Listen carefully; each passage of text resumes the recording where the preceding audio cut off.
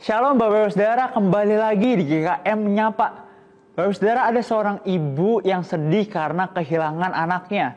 Padahal dia sudah berdoa supaya Tuhan menyembuhkan anaknya, tapi anaknya malah meninggal. Kemudian dia pun kecewa pada Tuhan dan berkata, kenapa Tuhan kasih ini sama kita?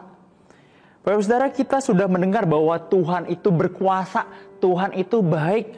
Tapi ketika kita mengalami hal yang buruk, kita kecewa sama Tuhan. Dan kita menuduh Tuhan memberikan hal yang buruk sama kita. Bapak Saudara, kita mungkin salah paham sama Tuhan. Kenapa? Karena kita langsung menuduh Tuhan tanpa ingat bahwa kita ada di dunia yang sudah jatuh ke dalam dosa. Dunia yang rusak.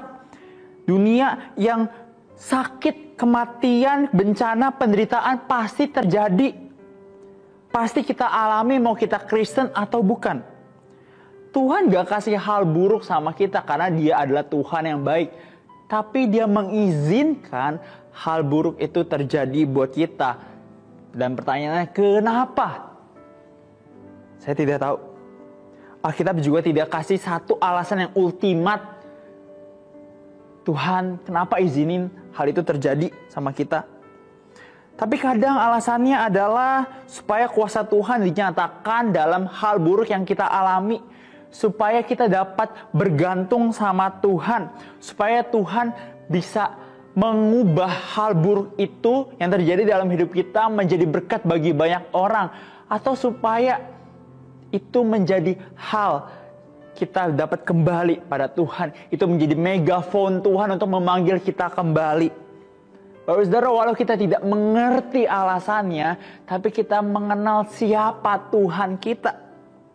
Dia adalah Tuhan yang baik, yang mengasihi kita, hikmatnya melebihi kita, dan apa yang dia kerjakan dan lakukan adalah hal yang baik. Dalam Roma 8 ayat 28 kita tahu sekarang bahwa Allah turut bekerja dalam segala sesuatu untuk mendatangkan kebaikan bagi mereka yang mengasihi Dia. Yaitu bagi mereka yang terpanggil sesuai dengan rencana Allah. Bapak Saudara, jika saat ini sedang sakit, menderita, kekurangan, dikhianati, tertimpa hal buruk lainnya, jangan putus asa. Sebab Tuhan sedang mengerjakan hal yang baik untuk kita. Mengerjakan hal yang mendatangkan kebaikan buat kita. Hal buruk itu hanya sementara. Sakit hanya sementara. Berimanlah pada Tuhan. Walau kita tidak tahu alasannya, tapi kita tahu siapa Tuhan. Seperti yang pernah dialami oleh Yesus. Bagaimana dia mengalami hal buruk. Hal yang paling buruk di atas kayu salib. Hal paling buruk di dunia ini. Dialami ketidakadilan terbesar. Dia mengalami dampak dari dosa manusia. Tapi Allah mengubah.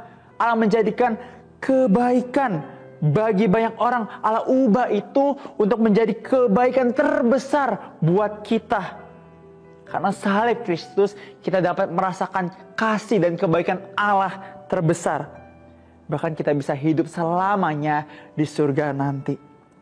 Jadi Bapak Ibu, walau kita tidak tahu alasan Tuhan mengizinkan hal buruk terjadi pada kita, tapi kita tahu siapa Tuhan kita. Dan kita tahu bahwa Dia Allah yang baik, yang mengasihi kita, dan Dia pasti punya rencana yang baik untuk kita. Bapak Ibu, mari kita tetap beriman dan percaya pada Tuhan Yesus Kristus. Tuhan memberkati kita semua.